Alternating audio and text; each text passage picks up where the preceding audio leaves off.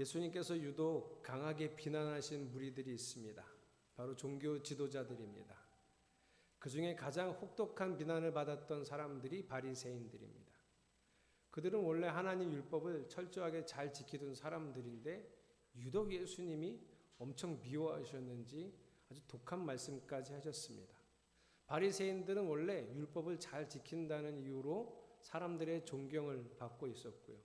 그 존경을 받는 것을 이유로 발판 삼아 종교 권력을 쥐고 있었던 예수님 시대에는 그런 사람들이었습니다. 그들이 철저하게 지키려고 했던 율법에는 원래 하나님 마음이 잘 담겨 있습니다. 그런데 그들이 율법 잘 지켜야지, 율법 꼭 지켜야지 이런 마음만 가지고 율법을 대하다가 그 속에 담겨있던 하나님 마음을 잃어버린 사람들입니다. 그래서 그렇게 사람들은 그들을 존경하고 인정해 줬지만 예수님은 그들에게 욕을 하셨습니다. 뭐라고 욕하셨냐면 이 독사의 새끼들아, 누가 너희더러 다가올 진노를 피하라고 하더냐, 이렇게 욕을 갖다 퍼부으셨어요. 그것도 그냥 뻣뻣하게 예수님 맞대고 있는 사람들에게 한 게 아니라 그럼에도 불구하고 회개의 세례를 받겠다고 요단강가로 나오던 그 바리새인들에게 이 독사의 새끼들이라고 욕을 퍼부으셨어요. 그 바리새인들, 그 욕먹던 예수님한테 욕먹던 바리새인들은 왜 그렇게 율법을 잘 지키려고 했을까? 시작은 이렇습니다. 북이스라엘 멸망했고 남유다 멸망했습니다. 그 중에 남유다는 바벨론이라고 하는 나라한테 멸망당해서 포로로 끌려가 타지에서 70년의 포로 생활을 했습니다. 그들이 그렇게 끌려가 비참한 생활을 하면서 속으로 생각했어요. 우리 하나님의 백성인데, 여호와 하나님의 백성인데 어쩌다가 이렇게 비참하게 됐지? 우리가 이럴 리가 없는데 하나님이 우리를 그냥 두실 리 없는데 우리 어쩌다가 이렇게 됐지? 하나님이 우리를 왜 버리셨을까? 이거를 곰곰이 되짚어 본 거예요. 그리고 결론을 알았어요. 하나님의 뜻이 무엇인지 알았는데 하나님이 그 마음을 담아주신 율법을 그들이 버렸어요. 그래서 하나님도 그들을 버렸다고 결론을 내린 거예요. 그럼 어떻게 할까? 이제부터 그냥 이렇게 나라 잃어버리고 이렇게 살까? 이렇게 생각하다가 그래, 우리 하나님께 돌아가자. 어떻게 하나님께 돌아가지? 율법 잘 지키자. 하나님이 주신 율법 잘 지켜서 진짜 하나님 백성이 되자. 그래서 율법 지키기로 한 거고, 그 율법을 더 잘 지키겠다고 사람들이 운동을 펼쳤는데 그 운동으로 만들어진 게 바리새인들이에요. 철저하게 율법을 지키려고. 이유는 뭐죠? 하나님 백성이 되려고. 그런데 또 수백 년, 처음에 동기는 그러고 시작은 그랬는데 수백 년 지나다 보니 또 망가진 거예요. 율법을 누가 지키느냐 안 지키느냐, 어떻게 지키느냐, 안 지킨 놈은 어떻게 벌을 주냐, 이런 데다가 혈안이 되어 있다 보니 그 속에 담겨있던 하나님 마음 담는 건 또 잃어버린 거예요. 그러니 하나님이 이스라엘이라는 나라 회복시키시고 하나님 나라 회복시키려고 했는데 그들은 믿을 수가 없죠. 그래서 하나님이 계획하신 대로 예수님이 십자가에 달려 죽으시고 부활하시고 승천하신 후에 성령으로 이 땅에 오셨습니다. 그리고 하나님이 만드신 게 뭐죠? 교회를 만드셨어요. 그런데 그 교회가, 하나님의 소망인 그 교회가, 이 땅의 소망이 되어야 될 이 교회가 지금 너무너무 위태로워요. 로마의 핍박으로 교회 사람들이 죽었습니다. 또 로마의 핍박으로 성도들이 감옥에 갇혔습니다. 이것도 큰 위기였어요. 그런데 더 큰 위기가 왔습니다. 로마로 인해서 발달된 도시들에 온갖 사치품과 향락이 즐기는 물건들이 들어오고 사람들이 그렇게 세상으로 흩어져 가는 거예요. 오히려 핍박받았을 때 교회를 빠져나간 사람보다 이렇게 발달되는 세상의 유혹으로 교회를 떠난 사람이 더 많아졌어요. 교회가 심각한 위기입니다. 그래서 그렇게 심각한 위기를 겪고 있는 교회에게 베드로가 보낸 편지가 지금 우리가 읽고 있는 베드로 전서죠. 그 지난주에는 베드로가 그렇게 위기에 빠진 교회에게 뭐라 그랬냐면, 야, 정신 차리고 우리의 마음을 새롭게 하자. 그리고 예수께서 주신 소망과 기쁨으로 이 어려움 이겨내자. 이게 지난주 주제였어요.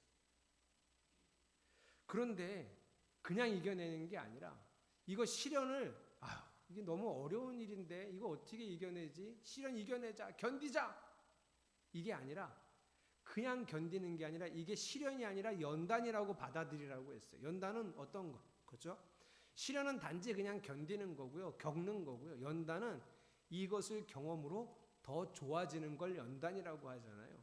그래서 이 시련을 연단으로 여기고 소망과 기쁨으로 이겨내서 우리 금보다 더 귀한 존재가 되자.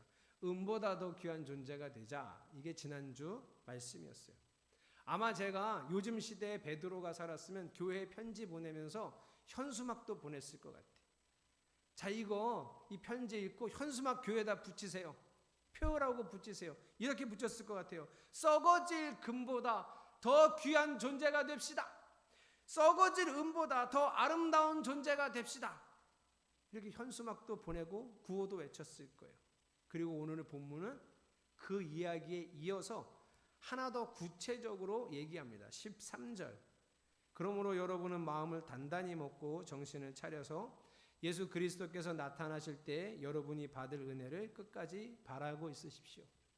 지금 위기에 처한 교회, 쓰러져가는 교회에게 자, 여러분, 성도 여러분, 마음 단단히 먹으세요. 정신 똑바로 차립시다. 그리고 무엇을 바라보고 살아가자 그래요? 재림의 예수를 바라보고 살아가자 그래요. 그리고 14절. 순종하는 자녀로서 여러분은 전에 모르고 쫓았던 욕망을 따라 살지 말고, 여러분 예전에는 예수님 모를 때는 세상의 욕망을 따라 살았을 테지만 그게 자연스러웠지만 이제 우리가 예수님 알고는 더 이상 세상의 욕망에 따라 살지 않습니다. 15절. 여러분을 불러주신 그 거룩하신 분을 따라 모든 행실을 거룩하게 하십시오. 거룩이 뭐라 그랬어요? 구별이요. 그러니까 쉽게 얘기하면 그 세상의 욕망 따라가는 세상 사람들하고 다르게 살아가야 합니다. 간단해요. 이해되셨죠, 여러분? 쓰러져가는 교회에다가 베드로가 지금 뭐라 그래요? 정신 차리자. 마음 단단히 먹고 예수님의 재림 기다리자. 그리고 이 땅에 살아갈 때 세상 욕망 따라 살지 말고 거룩하게 살자. 그 사람들하고 다르게 살자. 교회가 다르다는 거 보여주자. 지금 이런 얘기한 거예요. 여러분 모르던 말씀이에요? 알고 계셨던 거죠? 그래서 오늘 설교, 뻔한 설교. 1. 왜냐하면 다음 주에 2 할 거라. 다음 주에 2 해야 되거든. 뻔한 설교. 모르던 게 아니에요. 알던 말씀이에요. 거기다가 하나 더 뻔한 얘기 추가합니다. 17절. 같이 읽어보겠습니다. 시작. 그리고 사람을 겉모양으로 판단하지 않으시고 각 사람의 행위대로 심판하시는 분을 여러분이 아버지라고 부르고 있으니 여러분은 나그네 삶을 사는 동안 두려운 마음으로 살아가십시오. 어떤 얘기예요? 세상 걱정, 근심 이런 거 지금 그런 거 두려워하고 걱정하지 말고 뭘 두려워해라? 하나님. 왜 하나님을 두려워해요? 하나님은 우리가 살아간 행위대로 반드시 판단하실 거니까, 심판하실 거니까 그 하나님 두려워하며 살자. 이것도 아셨죠? 예수님은 살아계셨을 때 제자들에게 이런 얘기까지도 하셨어요. 우리가 세상 두려워하지 말아라 얘들아. 우리의 육신뿐 아니라 우리의 영혼까지도 능히 지옥으로 던질 수 있는 하나님 아버지를 두려워해라. 이렇게 말씀하셨어요. 여러분도 아시죠? 여러분 우리 세상을 살아가는 동안 세상 두려워하지 마십시오. 오히려 하나님 두려워하며 살아가시길 축복합니다. 우리 다 아는 거예요. 이 위기의 교회들에게 베드로가 지금 전한 얘기는 지금 우리도 알고 그 당시 성도들은 처음 들은 얘기일까요? 이 얘기? 재림의 예수님을 기다리며 살자. 세상 따라가지 말고 거룩하게 살자. 하나님을 두려워하자. 이거 처음 들었을까요? 이 교회들이요? 베드로 전서를 편지를 받은 교회들이요? 아니요. 처음 듣는 얘기 아니에요. 알았던 얘기, 들었던 얘기, 들었던 진리. 제 생각에 교회가 이렇게 위기에 처하고 쓰러져가고 다 망가져가고 교회 존재 자체가 이제 없어질 수도 있는 이런 엄청난 위기 속에서 베드로같이 유명한 목사가 편지를 써서 교회들이여 일어나라 뭐 이런 편지를 쓸 거면 이렇게 뻔한 얘기하면 안 될 것 같은 거예요. 저는 뭔가 획기적인, 뭔가 새로운, 뭔가 소름 끼치는, 와 진짜? 뭐 이런 얘기를 해주고 이런 글을 써서 교회를 일으켜야지. 원래 들었던 얘기, 원래 알고 있던 얘기, 이렇게 뻔한 얘기를 왜 여기다 또 썼느냐? 이유가 있겠죠? 이게 진리라서 그래요. 진리는 새로운 말씀이 아니라 원래 우리가 알고 있던 게 진리입니다. 뭔가 새로운 해석이 아니라 진리는 예수 그리스도입니다. 소름이 돋을 정도로 새로운 지식이 아니라 늘 말씀하셨던 하나님의 마음, 바로 교회가 늘 들었던, 또 들어야 하는, 또 알고 깨달아야 하는 그 말씀이 진리이기 때문에 그래요. 그래서 제가 정리해 드릴게요. 오늘 말씀의 주제가 뭔지. 썩어질 세상 바라보지 말고 영원한 하나님 나라를 바라보자. 둘째, 예수를 모르고 살던 그때의 습관을 따라 그런 생활 방식에서 벗어나 세상과는 다르게 살자. 돈이나 세상의 권력을 두려워하지 말고 행위대로 심판하시는 하나님만 두려워하자. 됐죠? 그래서 이제 오늘 설교는 끝. 하면 여러분은 좋겠지만 이게 뭔가 미적지근해서 제가 곰곰이 생각해 봤어요. 그 당시 위기의 교회들에게 베드로에게 이렇게 뻔한 말씀을 주셨다면 우리도 이 뻔한 말씀을 통해 우리가 알아야 될, 우리 교회의 위기 속에서 우리가 알아야 될 것들은 무엇인가? 지금 온익교회의 위기는 뭐고 한국교회의 위기는 뭘까? 우리가 어떻게 새로워져야 되는가 생각해 봤어요. 물론 오늘 베드로가 준 말씀을 우리가 새겨 듣고 이 말씀에 순종하면 됩니다. 조금만 더 구체적으로 우리는 어떤 위기를 맞고 있는가, 문제 파악도 한번 해보자, 이런 생각입니다. 여러분, 1980년대 이후로 교회가 폭풍 성장을 했습니다. 한국교회는. 그때의 교회에 있었던 성령의 역사는 정말 놀랍고 대단했습니다. 그때 생각을 이렇게 해보면, 야, 성령님이 어쩜 그렇게 역사하셨을까? 기도할 때 기도 응답되고 방언이 터지고 통변을 하고 뭐 이런 일들이 교회에 그냥 계속 있었으니까, 귀신이 나가고, 제 눈으로 본 일이니까 교회 다니면서. 그때 교회가 그런 영적인 경험들을 하면서 교회가 또 주장했던 게 뭐냐면 하나님께 순종하고 교회에 충성하면 세상의 복을 받는다예요. 그러다 교회가 점점 약간씩 이상해지면서 교회는 세상에 추구하는 것들을 추구하기 시작했습니다. 돈이요, 건강, 자녀 형통, 성공, 이거 다 하나님의 힘을 빌어서 우리도 그걸 취하겠다. 세상 사람들은 하나님 없이 자기가 노력해서 하고요. 우리는, 교회는 우리도 노력하고 하나님이 도와주셔서 세상의 성공을 이루는 것이죠. 이거 해보겠다고 새벽에도 모이고 밤에도 모이고 밤 새워가며 기도하며 교회의 사람들이 모였습니다. 그리고 이거 우리는 뭐라고 받아들였냐면 교회의 부흥이라. 교회가 이렇게 부흥했어요. 사람들이 엄청 몰렸습니다. 실제로 보니까 그렇게 열심히 기도하는 사람들이 세상의 성공을 이루는 것처럼 보였어요. 이 우리 착각이에요, 여러분. 그때 우리나라가 워낙 잘 돼서 그러지 않아도 다 잘 됐어요. 웬만하면 다 잘 살기 시작했고요. 웬만하면 다 교육열에서 교육받고 출세하기 시작했어요. 근데 그게 교회가 주장하는 거죠. 하나님이 도와주셔서, 하나님이 역사하셔서 우리가 기도했더니 하나님이 이렇게 하셨다.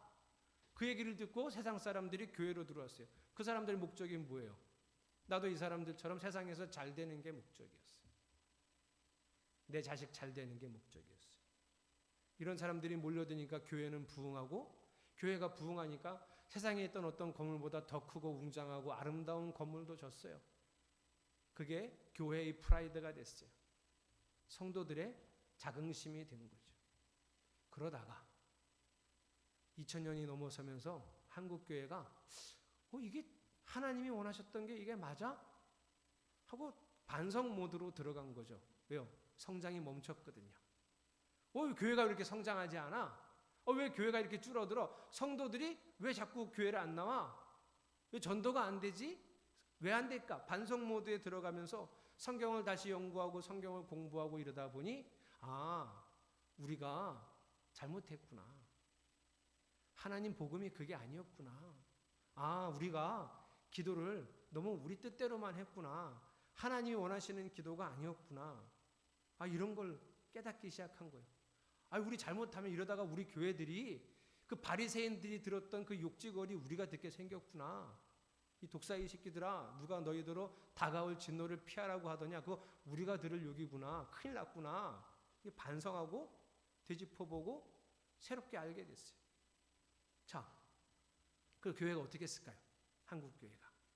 여러 반응이 나왔지만 저는 크게 두 가지 반응이 나왔다고 생각해요. 한 가지는 이렇게 받아들였어요. 그게 그렇게 잘못은 아니야.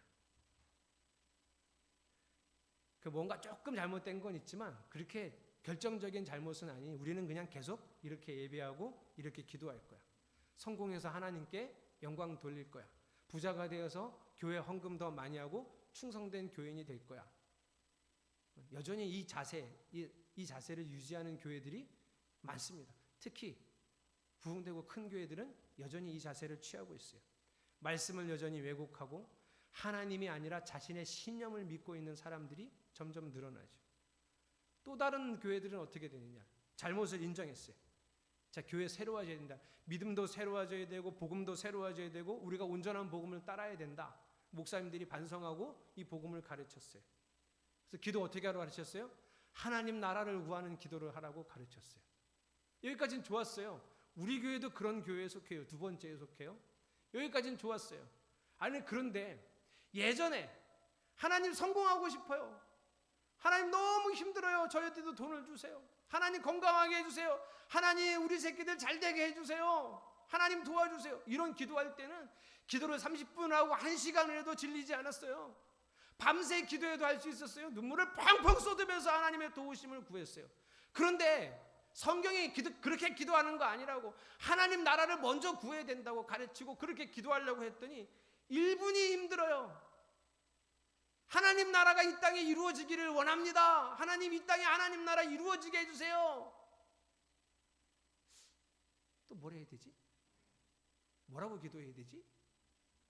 아직 기도할 게 이렇게 없어. 그러다가 하나님 저 그만 좀 아프게 해주세요. 이렇게 기도하면 또 왠지 잘못한 것 같고 꼭 그런 거 아닌데 하나님 저 돈이 필요해요. 이렇게 기도하면 괜히 너무 세속적인 것 같고 그런 거 아닌데 그래서 또 하나님 나라가 이 땅에 이루어지길 원합니다. 또 뭐라고 할 게 없고 기도가 너무 어려워졌어요. 그럼 어떻게 되죠, 여러분? 세상에서 공무원들이 모여서 춘천시 발전을 위해서 회의를 했어요. 그래서 춘천시 발전을 위해서 이런저런 일을 한번 해보자. 공무원들이 회의를 했어요. 자, 이제 그런저런 일을 하면 어떤 일이 벌어질까요? 갈등이 생길 거예요. 그렇게 하는 거 아닌데 문제가 발생했어요. 돈 문제도 생기고 예산 문제도 생기고 그래서 여러 가지 어려움이 생겼어요. 다음에 다시 모였어요. 회의하러. 자, 그렇게 두 번째 이 문제를 어떻게 해결할까? 춘천시 발전을 위해서 이렇게 하자고 했는데 하다 보니 이렇게 어려운 문제가 많아서 다시 회의하러 모였어요. 그때 가장 쉬운 방법이 뭔지 아세요? 그만하자. 야, 해보니까 야, 너무 문제가 많다. 하지마. 없었던 걸로 합시다. 그러면 제일 편해요. 그럼 춘천시 발전을 이룰 수 있어요? 다시 제자리로 간 거죠. 예전보다 더 못해질 거예요. 그때 어떻게 해야 돼요? 그 문제를 극복하서라도 좋은 방향으로 끌고 가야죠. 기도하다가 잘 되게 해달라고 성공하게 해달라고 기도했을 때는 기도가 잘 되는데 기도가 안 돼요. 잘. 그럼 어떻게 하면 되죠? 원래는 하나님 나라를 구하는 기도가 뭘까? 성경을 통해서 다시 배우고 그러면 내 필요를 놓고 기도하는 건 정말 문제가 심각한 건가? 그렇지 않거든요. 성경을 통해서 그런 기도 다시 어떻게 하는지 배우고 그래서 기도를 해야죠. 근데 우리가 무슨 선택을 하죠? 해보니 잘 안 돼. 하지마, 나 못하겠어. 나 기도가 이렇게 어려워. 우리 목사님이 저런 얘기하고 기도가 더 안 돼. 기도가 막 메말라 가는 것 같고 막 성령의 인도하심이 없는 것 같고 그래서 기도를 안 해요. 우리가 이런 선택을 해버린 거예요. 또 중요한 건 뭘 배웠냐면 주일 성수가 얼마나 귀한 전통이에요. 주일 예배 되게 귀한 전통인데 이 주일 예배도 중요하지만 뭘 배웠어요? 삶의 예배가 중요하다. 로마서 12장 1절 너희 몸을 거룩한 산제물로 하나님께 드리라. 삶이 예배여야 되는 거야. 일상이 예배여야 되는구나. 이걸 배웠어요. 그 일상의 예배를 잘하는 사람들이 모여서 하는 예배가 주일 예배가 성공적인 예배가 되는 거구나. 이걸 배웠어요. 그래서 일상의 예배를 잘하려고 했어요. 맞는 말이죠. 그게 성경의 진리예요. 근데 여러분도 해보셨지만 일상의 예배가 쉬워요? 나의 삶을 하나님께 드리고 하나님의 통치하심을 받아서 아침, 점심, 저녁을 하나님의 말씀의 뜻대로 살아가는 게 쉽냐고요. 세상에 제일 어려운 것 같아요. 이게 나도 해보니까 우리가 어려우니까 어떻게 했어요? 이거 안 해본 게 아니에요. 노력했어요. 최선을 다해서 한번 해보려고 말씀을 놓고 기도도 했어요. 잘 안 돼요. 좌절이 왔어요. 절망이 왔어요. 그래서 일상의 예배가 힘들다. 여기까지는 좀 이해가 되는데 그 다음에 무슨 선택을 했냐면 이 교회들이 주일 예배를 소홀히 여겼어요. 일상의 예배가 중요해. 주일 예배를 소홀히 여겼어요. 주일 성수의 전통, 그 귀한 전통을 갖다 버리기 시작했어요. 이제는 웬만한 평일 모임은 사람들 찾아보기가 힘듭니다. 히브리서는 이렇게 되어 있어요. 그날이 가까우면서 예수님의 재림이 가까움을 볼수록 모이기를 패하는 어떤 사람들의 습관과 같이 하지 말고 더욱 모이기를 힘쓰라. 분명히 말씀하셨는데 우리는 그 말씀을 잃어버리고 모이기를 패하기 시작했어요. 심지어 어느 날도 주일도 모이기를 패했어요. 교회는 아직 안 패했는데 개인적으로 패했어요. 여러분, 베드로가 말했죠. 정신 똑바로 차리고 마음 단단히 먹고 말씀을 지켜내야 합니다. 뻔한 말씀이라고 우리가 생각하겠지만 이 뻔한 말씀도 지켜내려면 마음 단단히 먹고 정신 똑바로 차려야 합니다. 다시 돌이켜야 돼. 그런 기도하지 말아야지라고 했지 기도하지 말라고 하지 않았어요. 기도는 해야 됩니다. 그런 식의 예배를 하나님께 드린다고 하지 말아야지 예배를 멈추라고 하신 적이 없어요. 우리는 모여서 배우고 말씀을 익히고 우리는 하나님 말씀하신 바를 지켜내려고 힘써야 합니다. 요즘에 한국교회 우리는 그냥 몰라. 우리는 원래 하던 대로 할 거야. 그 교회도 문제고요.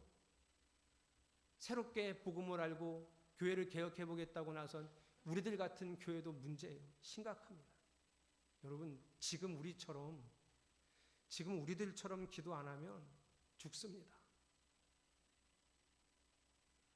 지금 우리들처럼 말씀이 없으면 세상과 함께 멸망할 겁니다.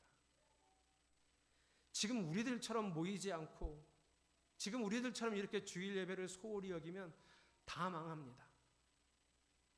그런 우리들에게 영혼은 없고 그런 우리들에게 하나님 나라는 없습니다.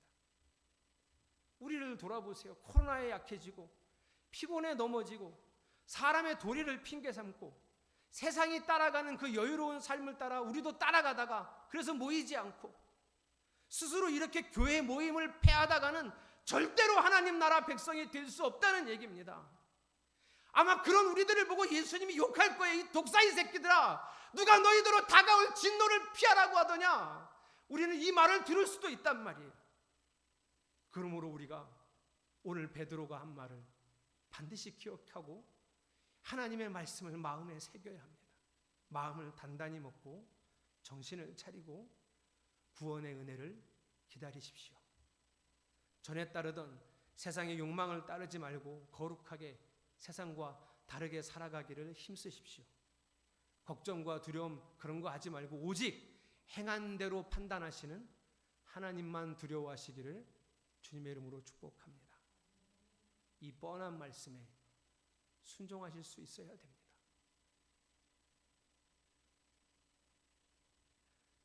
제가 요즘 이런 생각을 많이 하다가 꿈을 자꾸 꿔요. 꿈을. 아주 깜짝 놀라는 악몽들을 꾸는데요. 이런 꿈을 어렴풋이 꾼 것 같아요.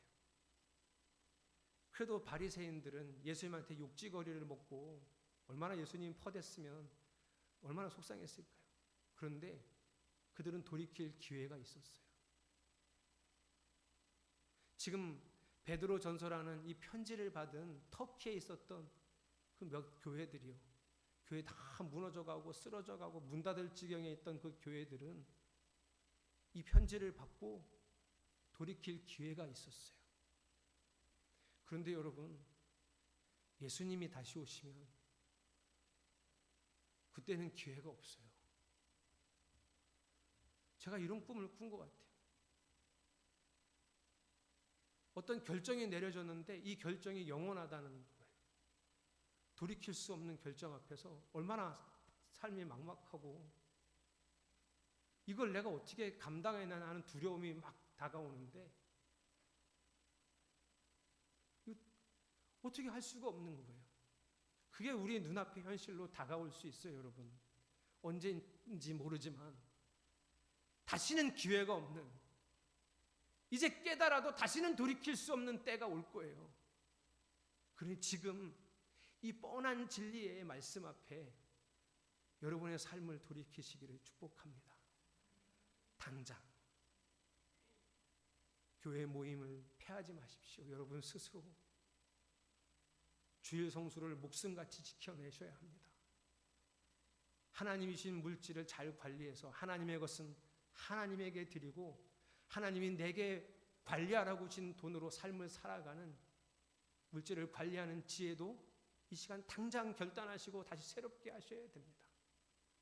성경 없이 기도 없이 살아가던 내 삶에 주님의 손끝이라도 다시 붙들 수 있도록 다시 기도의 무릎을 꿇고 말씀 앞에 다시 서러야 됩니다. 이 뻔한 진리의 말씀, 이 뻔한 설교, 여러분 더 이상 그냥 잔소리 같은 설교로 듣지 않고 꼭 마음에 새기고 정신 차리고 마음을 단단히 먹고 지켜 살아낼 수 있는 성도들이 되시기를 주님의 이름으로 축복합니다. 제가 여러분하고 부를 찬양을 하나 골랐는데요. 보소서 주님 나의 마음을, 선한 것 하나 없습니다. 이것이 인정되기 시작해야 변화될 수 있습니다. 선한 게 정말 하나도 없겠어 나한테? 근데 하나님 앞에서 우리가 내 뜻과 내 생각대로만 살아왔던 삶에는 선한 게 없다는 걸 인정하고 깨닫는 것이 우리가 살아갈 수 있는, 영원히 살 수 있는 유일한 방법입니다. 그러니 성도 여러분, 이 가사를 마음에 새기면서 정말 하나님 아버지의 마음을 내 안에 담기 원합니다 라는 소원으로 찬양하겠습니다.